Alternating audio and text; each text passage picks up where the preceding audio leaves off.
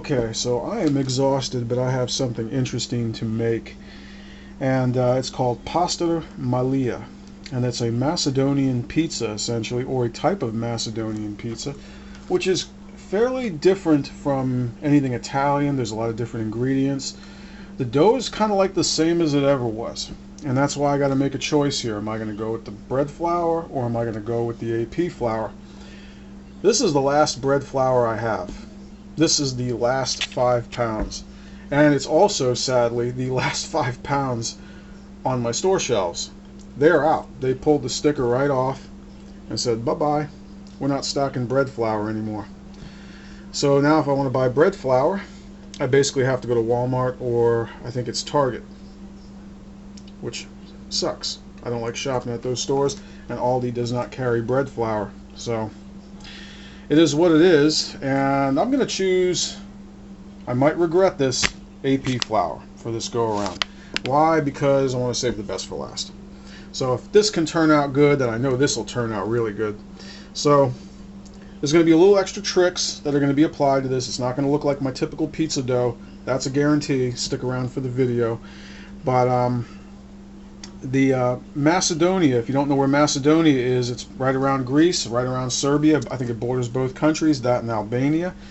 And they use Cyrillic alphabet.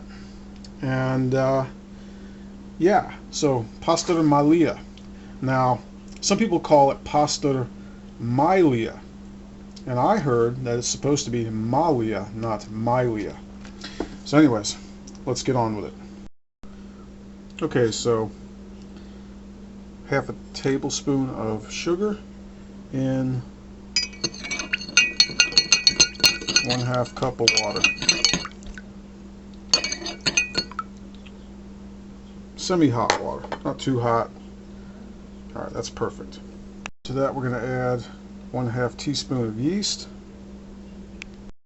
Total yeast is 1/2 teaspoon. Stir that up. 1/2 cup of water.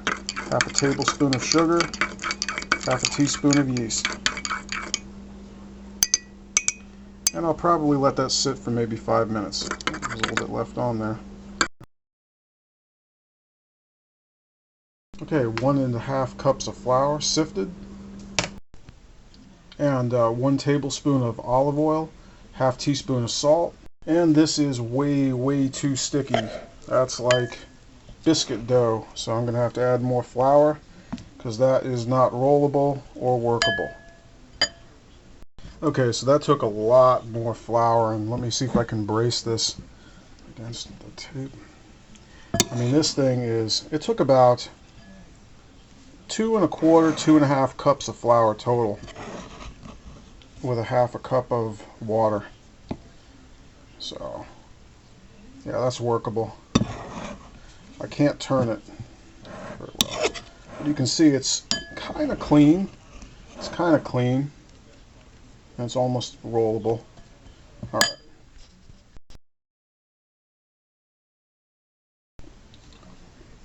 Alright, so it's not bad.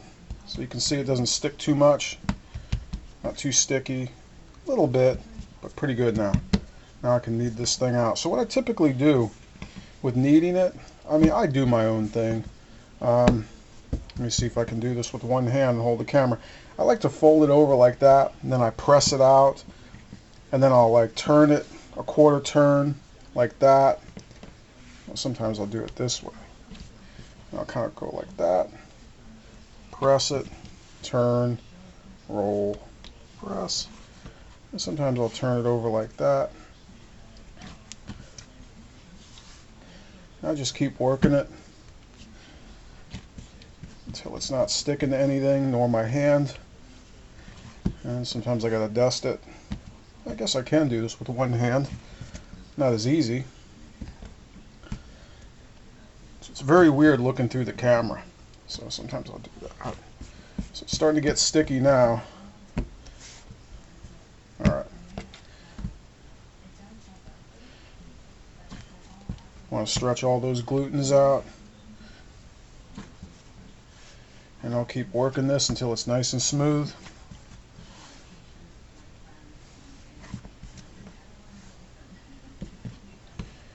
a lot of people that do it differently. They like to go like that, and just kind of, I'm not catching it on camera good. There's a lot of people that seemingly like to do it like that and then mush, and I don't know. I don't think it matters that much. Maybe I'm wrong. As long as you get a good stretch and it's not sticking all over the place. This dough is not that sticky. I added quite a bit, so it's been about like 2.5 to 2 3/4 cups of total flour, not including what's, see, there we go. Alright, let me cut the camera. Okay, so I think that's pretty good. That's fairly smooth, and I think I can work with that. It's not too sticky. Just going to let this rest for 60 minutes, and I'll come back to it. Okay, so back to the dough. It's been about an hour, maybe a little more, and I cut it in half, and now I'm going to roll this one out into like a football shape, like a boat, kind of. So, boat shape, and olive oil brushed on. So, kind of like that.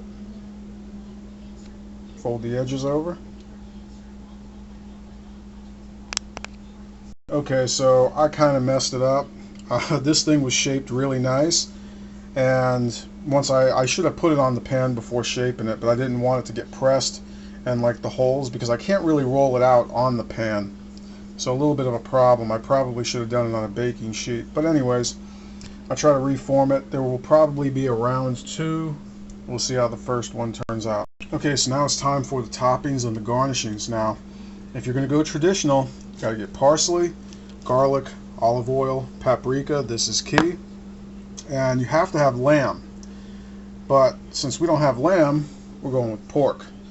Some leftover picnic shoulder. And cheese is not a standard, but I like cheese. Some people recommend the cheese. I'm going with mozzarella.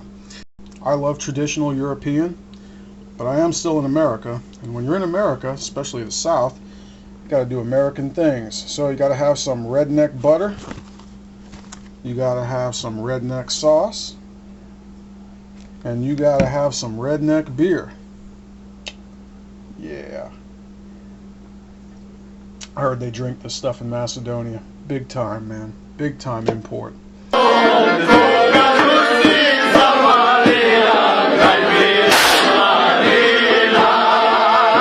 Oh, and the South isn't complete without some lard. Apparently the South of Central Europe isn't either. This is actually what they use over there. You'll see how this fits into it. You're going to love it. Pork, garlic, olive oil, and paprika with a little bit of parsley.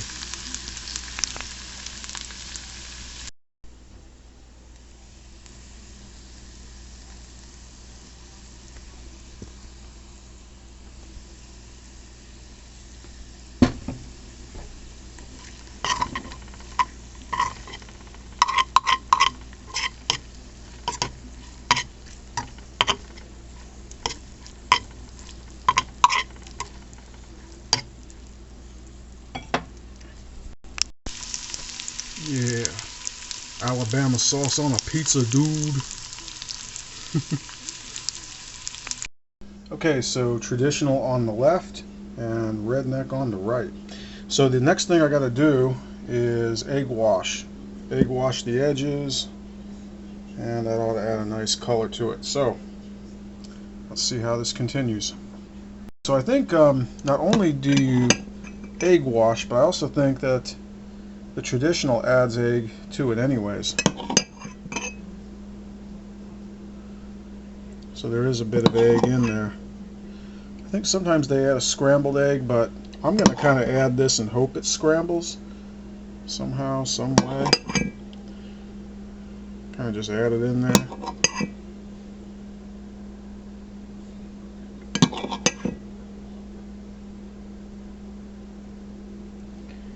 Let me see what I can do here.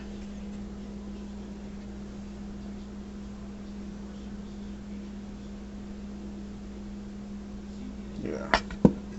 See how that turns out. So I just added the lard. I almost forgot that stuff.